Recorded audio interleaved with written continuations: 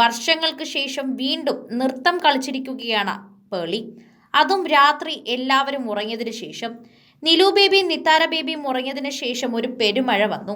ആ പെരുമഴയിൽ ഇപ്പോൾ ശ്രീനിഷിന്റെ കൂടെ ഇപ്പോൾ പേളിയും കൂടി എത്തിയിരിക്കുകയാണ്.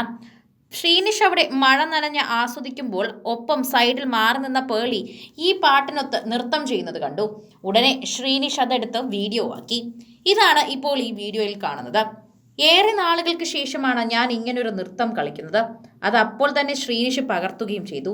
ശ്രീനിഷിനറിയാം ഇത് എന്തുമാത്രം വേണ്ടപ്പെട്ട ഒരു നിമിഷമാണെന്ന്. നിങ്ങളുടെ ജീവിതത്തിൽ ഇങ്ങനെ നിങ്ങൾ മറന്നു പോകുന്ന നിമിഷങ്ങൾ ഉണ്ടായിരിക്കും. അപ്പോൾ നിങ്ങൾ ആലോചിക്കും, ഞങ്ങൾ എത്ര നാളായി ഇങ്ങനെയൊക്കെ ആയിട്ടെന്ന്. ഒരിക്കലും അതിന് മടിക്കരുത്. ഇടയ്ക്ക് നിങ്ങളുടെ സന്തോഷത്തിനനുസരിച്ചുള്ള കാര്യങ്ങൾ ചെയ്യണം.